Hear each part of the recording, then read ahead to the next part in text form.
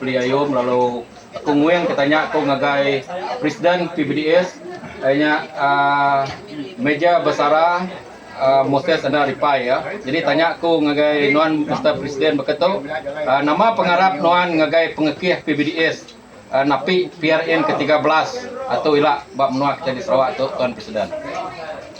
Terima kasih ngagai nuan betul. Aku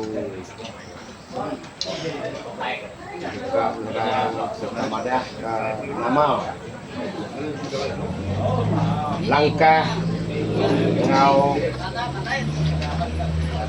tujuh ngau nama utai digaga untuk kita nape biar ke Subah semasa kami berdiri dalam hari PBDS Ketrubaya kami baru register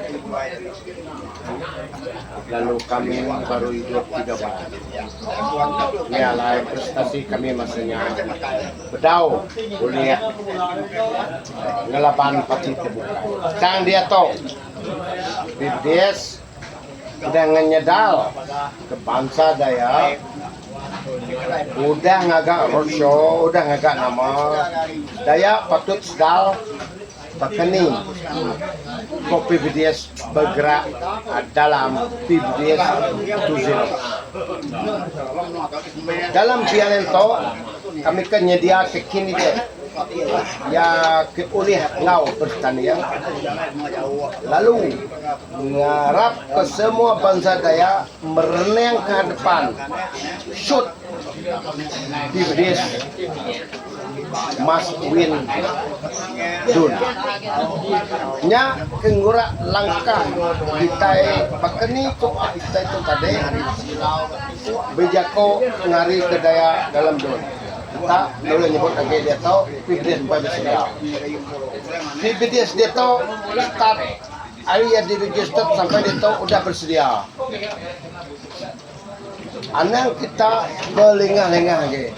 Kita udah berlengah dalam 60 tahun. Dis PRN 13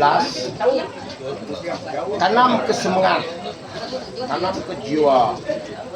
PBDS is your choice, is a Dayak choice. So kita mesti menang, PBDS mesti menang dun untuk menggerak ke nama pendekat Dayak dalam menua Sarawak. Okay?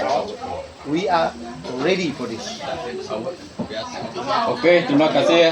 Jadi kita ninga jaku dari Tuan Presiden kita nya tadi lalu ngasai ke nak patut ke bala bangsa Dayak tu tadi nari semangat ninga kenya leban sida udah cukup bersedia napi ke PRN ke-13 akan dijaga pun tahun 2027 atau lah. Jadi PBDS dikarap lalu presiden kita Kang Giriangnya tadi pan udah madah ngagai kita mai kita bersemangat mai kita itu tadi cukup nyedia ke diri napi PRN 13 nila. Jadi aku ngari ke media konferen hari PBDS mari saya terima kasih ngagai Tuan Presiden ban menyedia ke jam nerima tanya nyawat tanya hari kami lalu bekerja megak ngagai General Secretary. Terima kasih halapan sudah menerang tinenang ngagai media tu ngambil ke media tu nyadung ngagai bangsa kita Dayak ngagai memang kita PBDS terlebih lagi. Au break banyak terima kasih. Au selamat ke kita hari PBDS. Terima kasih.